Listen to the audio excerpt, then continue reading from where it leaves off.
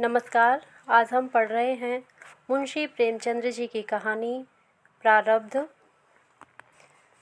लाला जीवन दास को मृत्युशैया पर पड़े 6 मास हो गए हैं। अवस्था दिनों दिन शोचनीय होती जाती है। चिकित्सा पर उन्हें अब जरा भी विश्वास नहीं रहा। केवल प्रारब्ध का ही भरोसा है। कोई हितैषी वैद्य या डॉक्टर का नाम लेता है तो मुंह फेर लेते हैं। उन्हें जीवन की अब कोई आशा नहीं है।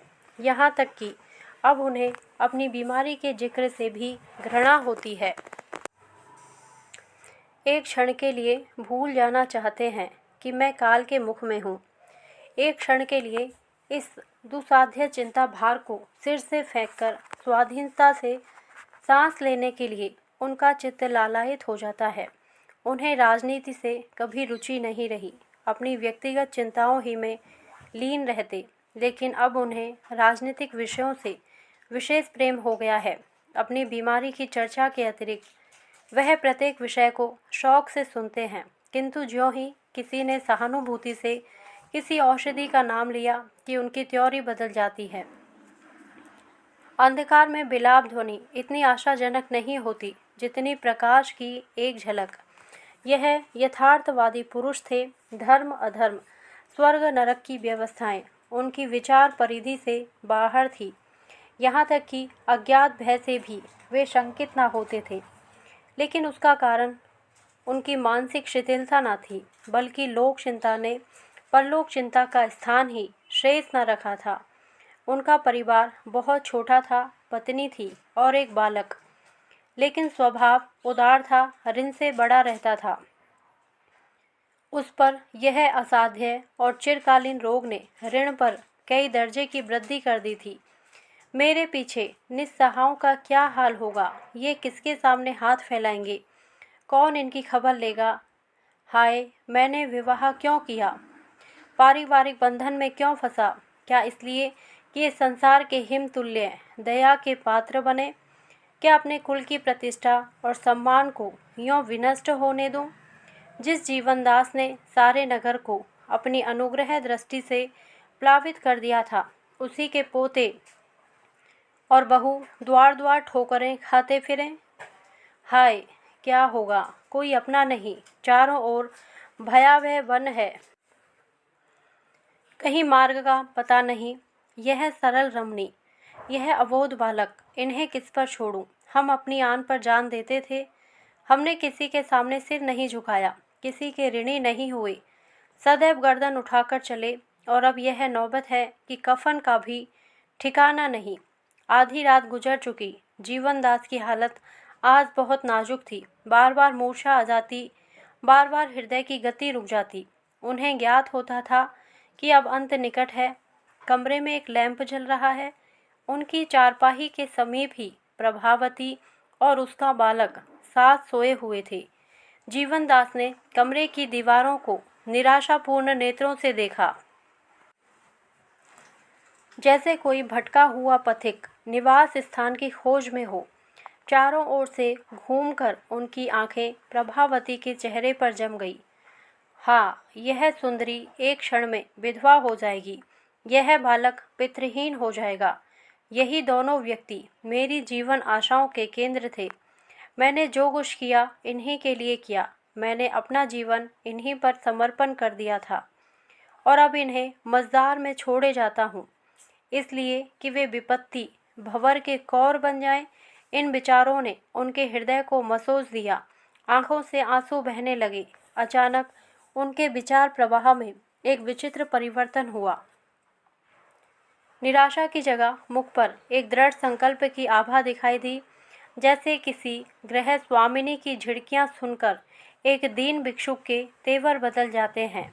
नहीं, कदापि नहीं। मैं अपने प्रिय पुत्र और अपनी प्राण प्रिया पत्नी पर प्रारब्ध का अत्याचार न होने दूंगा। अपने कुल की मर्यादा को भ्रष्ट न होने दूंगा। अबला को जीवन की कठिन परीक्षा में न डालूंगा। मैं मर रहा हूँ, लेकिन प्रारब्ध के सामने सिर न झुकाऊंगा। उनका दास नहीं, स्वामी बनूंगा। अपनी नौका को निर्दय तरंगों के आश्रित न बनने दूंगा। निसंदेह संसार मुँह बनाएगा। मुझे दुरात्मा घातक नराधम कहेगा, इसलिए कि उसके पाशविक आमोद में, उसकी पैशाचिक क्रीड़ाओं में एक व्यवस्था कम हो जाएगी। कोई चिंता नहीं, मुझे संतोष तो रहेगा कि उसका अत्याचार मेरा बाल भी बांका नहीं कर सकता। उसकी अनर्थ लीला से मैं सुरक्षित हूँ। जीवनदास के मुख पर वर्णहीन संकल्प अंकित था। वह संकल्प जो आत्महत्या का सूचक है। वह बिछौने से उठे, मगर हाथ पांव थर-थर कांप रहे थे। कमरे की प्रत्येक वस्तु उन्हें आंखें फाड़-फाड़ कर देखती हुई जान पड़ती थी। अलमारी के शीशे में अपनी परछाई दिखाई दी। चौंक पड़े, वह कौन? ख्याल आ गया, यह तो अपनी छाया है। उन्होंने अलमारी से एक चमचा और एक प्याला निकाला। प्याले में वह जहरीली दवा थी जो डॉक्टर ने उनकी छाती पर मलने के लिए दी थी। प्याले को हाथ में लिए चारों ओर सहमी हुई दृष्टि से ताकते हुए वह प्रभावती के सिराहने आकर खड़े हो गए। हृदय पर करुणा का आवेग हुआ। आहा, इन प्यारों को क्या मेरे ही हाथों मरना लिखा था? मैं ही इनका यमदूत बनूंगा। यह अपने ही कर्मों का फल है।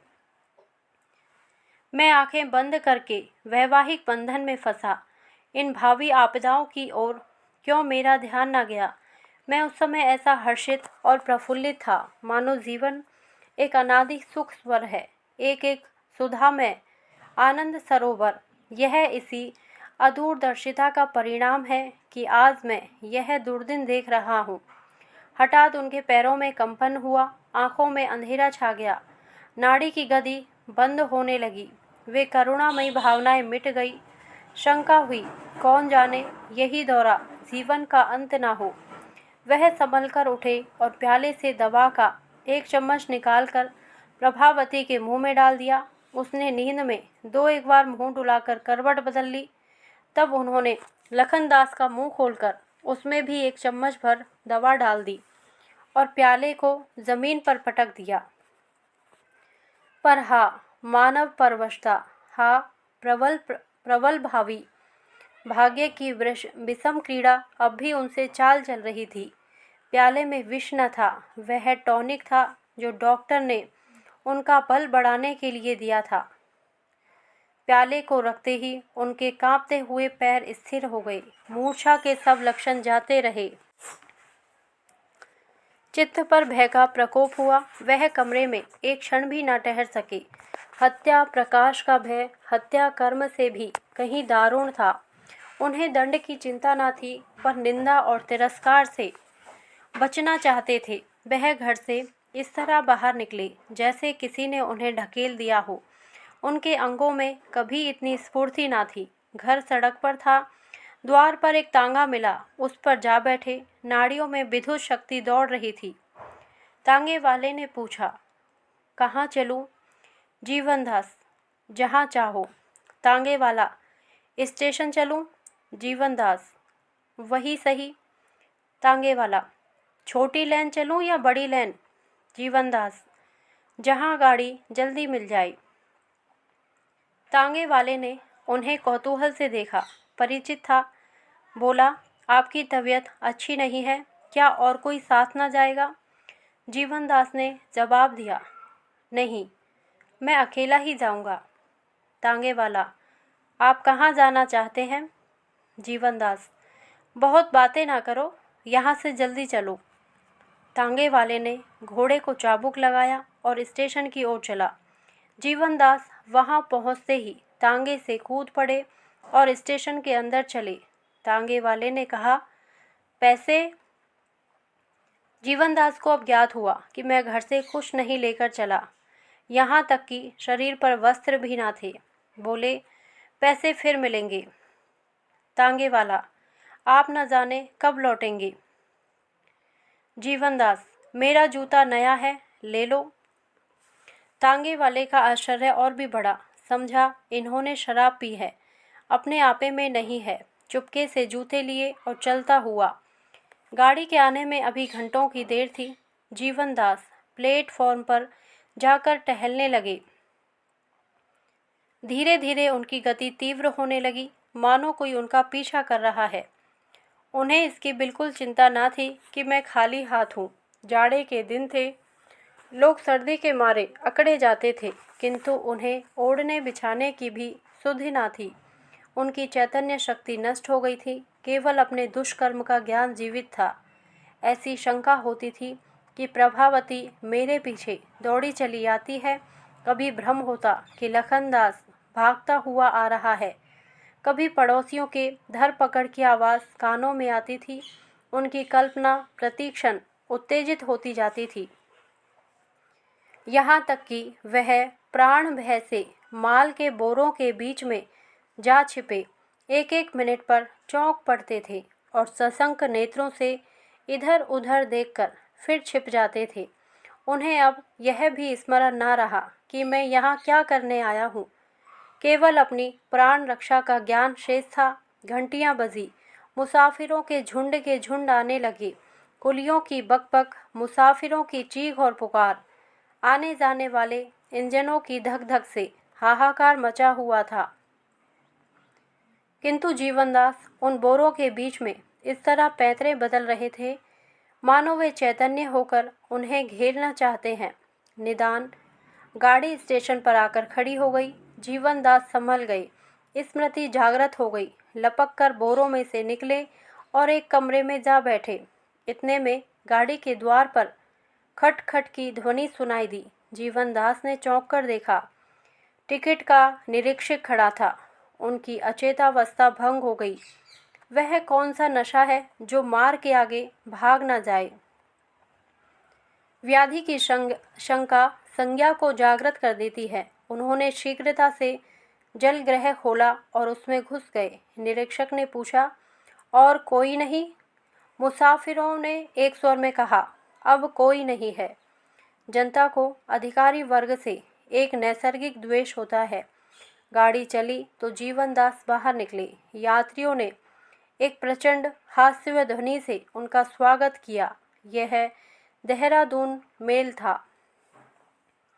रास्ते भर जीवनदास कल्पनाओं में मग्न रहे। हरिद्वार पहुँचे तो उनकी मानसिक अशांति बहुत कुछ कम हो गई थी।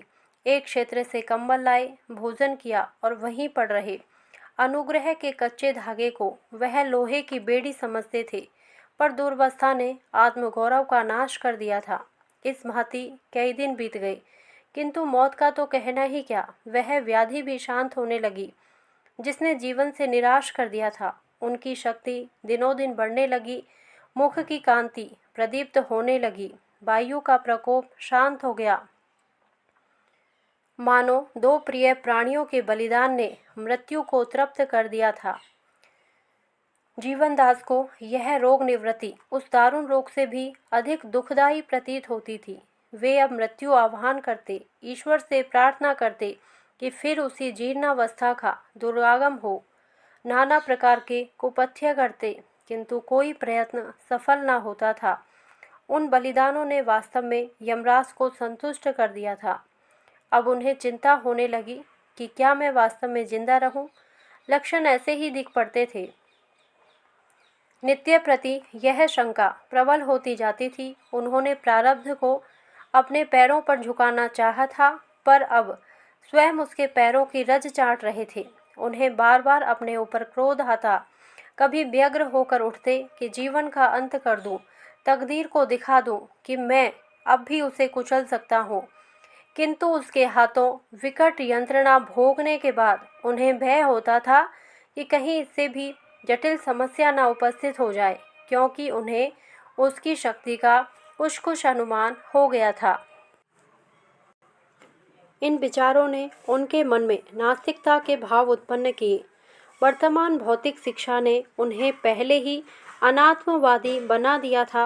अब उन्हें समस्त प्रकृति अनर्थ और अधर्म के रंग में डूबी हुई मालूम होने लगी। यहाँ न्याय नहीं, दया नहीं, सत्य नहीं।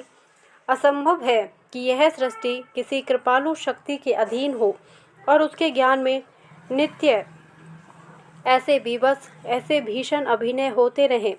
वह न दयालु है न बत्सल है। वह सर्वज्ञानी और अंतर्यामी भी नहीं। निसंदेह है वह एक विनाशिनी, वक्र और विकारमयी शक्ति है। सांसारिक प्राणियों ने उसकी अनिष्ट क्रीड़ा से भयभीत होकर उसे सत्य का सागर, दया और धर्म का भंडार, प्रकाश और ज्ञान का स्रोत बना दिया है। यह हमारा दीन विलाप है, अपनी दुर्बलता का अश्रुपात।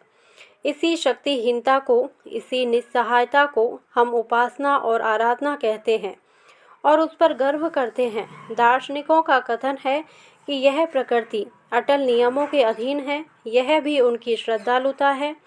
नियम जड़ अचैतन्य होते हैं, उनमें कपट के भाव कहाँ।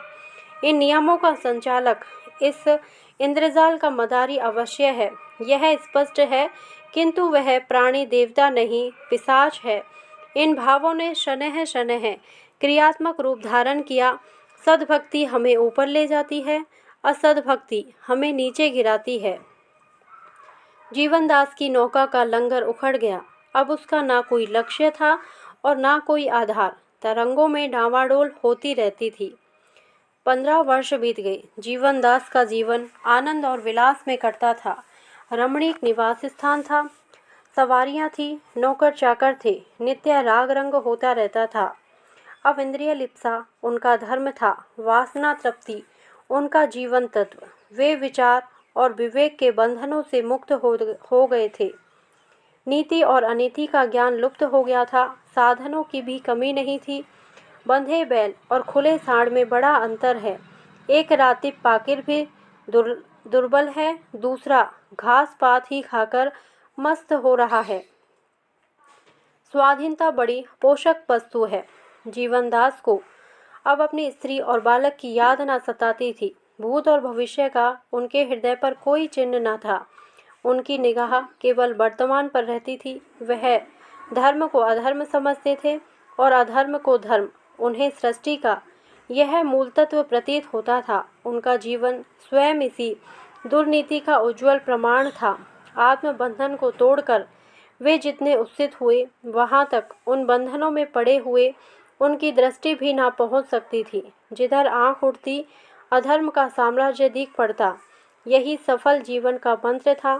स्वेच्छाचारी हवा में उड़ते हैं, धर्म के सेवक एड़ियाँ रगड़ते हैं। व्यापार और राजनीति के भवन, ज्ञान और भक्ति के मंदिर, साहित्य और काव्य की रंगशाला, प्रेम और अनुराग मंडलियाँ सब इसी दीपक से आलोकित हो रही हैं।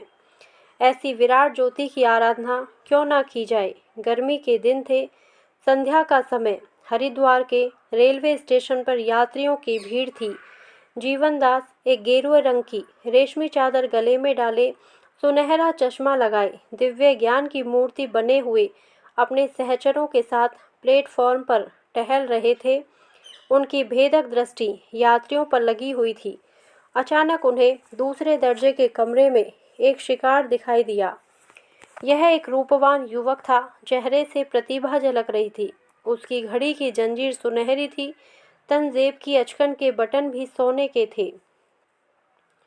जिस प्रकार बधिक की दृष्टि पशु के मांस और चर्म पर रहती है, उसी प्रकार जीवनदास की दृष्टि में मनुष्य एक भोग्य पदार्थ है।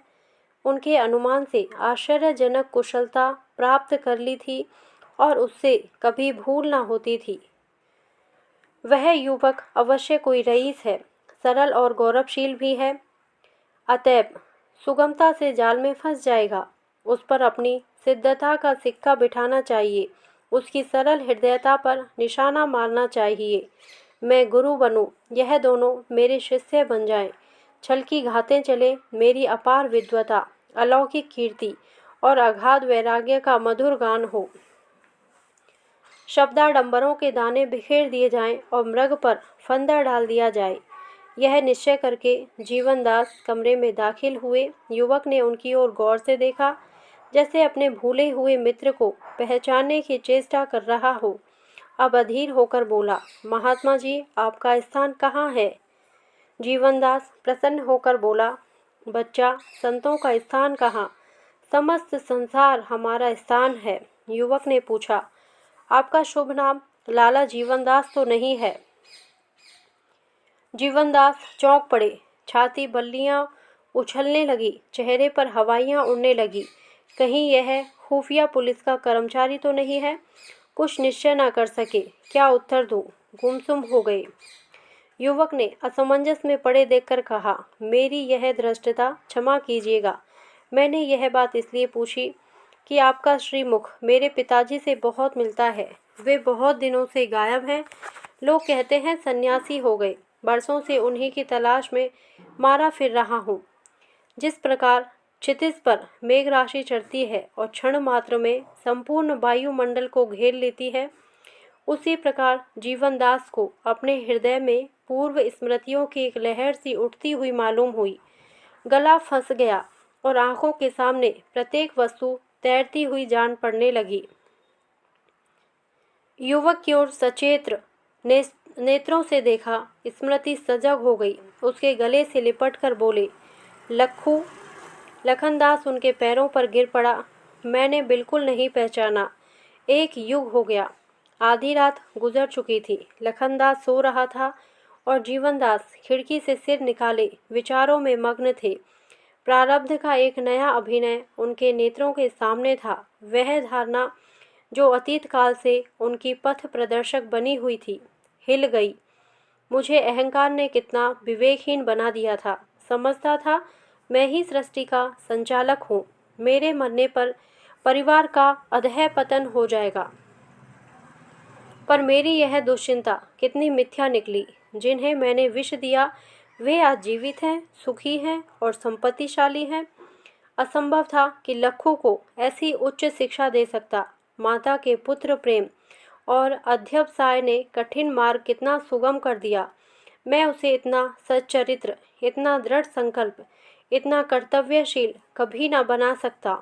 यह स्वावलंबन का फल है। मेरा विष उसके लिए अमृत हो गया। कितना विनयशील, हंसमुख, निष्प्रह और चतुर युवक है। मुझे तो अब उसके साथ बैठते भी संकोच होता है। मेरा सौभाग्य कैसे उदय हुआ है। मैं विराट जगत को किसी पैशाचिक शक्ति के अधीन समझता था, जो दीन प्राणियों के साथ बिल्ली और चूहे का खेल खेलती है।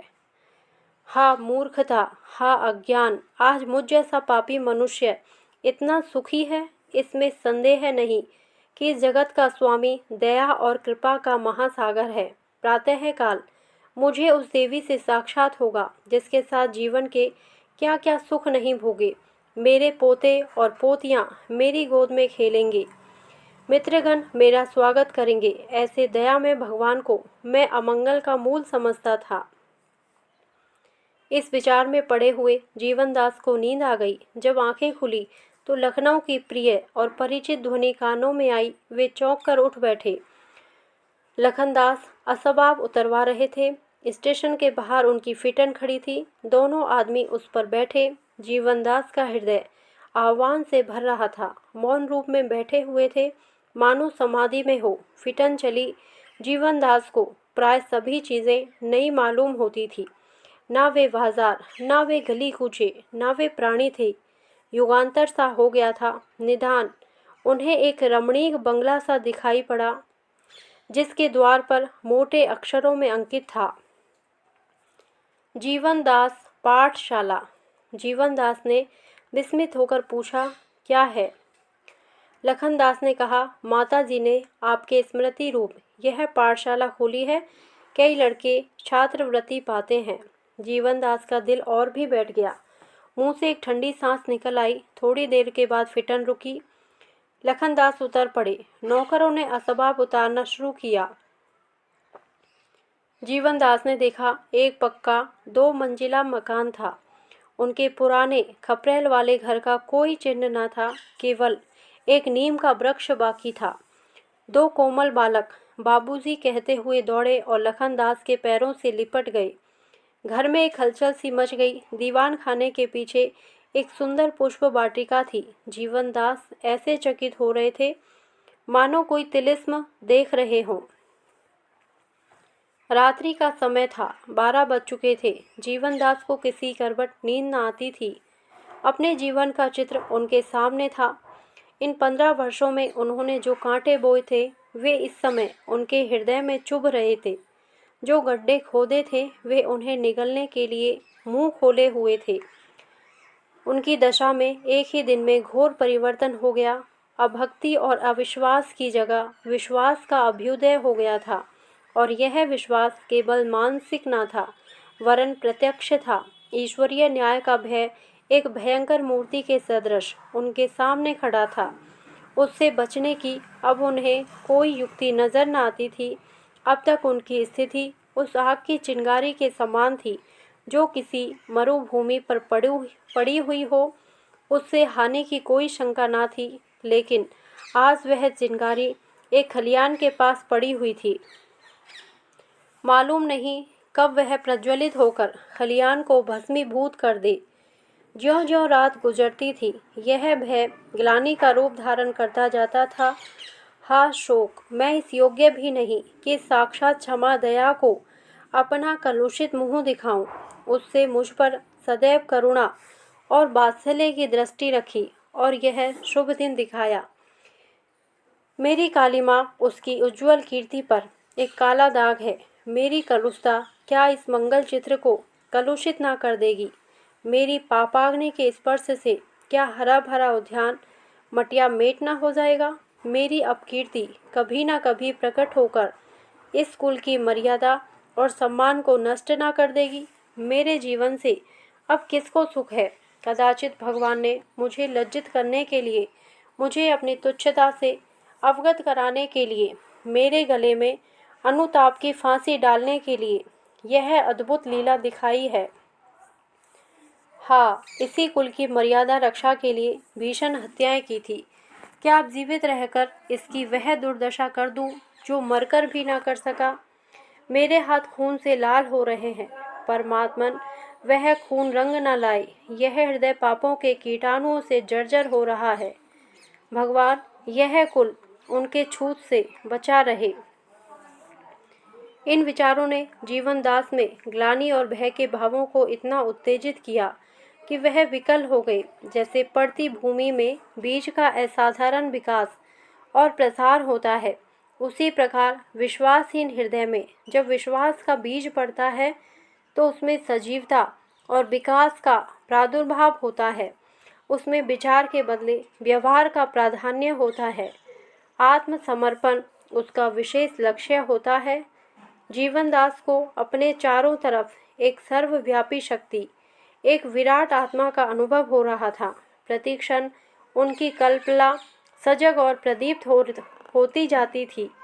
अपने जीवन की घटनाएं ज्वाला शिखा बन बनकर उस घर की ओर, उसे मंगल और आनंद के निवास भवन की ओर दौड़ती हुई जान पड़ती थी, मानो उसे निगल जाएगी। पूर्व की ओर आकाश अरुण वर्ण हो रहा था। जीवनदास की आंखें भी अरुण थी। वे घर से निकले, हाथ में केवल धोती थी।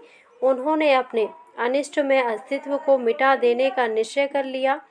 अपनी पापाग्नि की आंच से अपने परिवार को बचाने का संकल्प कर चुके थे। प्राणपण से अपने आत्मशोक और हृदय दाह को शांत करने पर उद्यत हो गए थे। सूर्योदय हो रहा था। उसी समय जीवनदास गोमती की लहरों में समा गए। धन्यवाद। यदि आपको यह कहानी अच्छी लगी हो तो प्लीज़ मेरे वीडियो को लाइक करें, शेयर करें और मेरे चैनल को सब्सक्राइब करें। Thank you.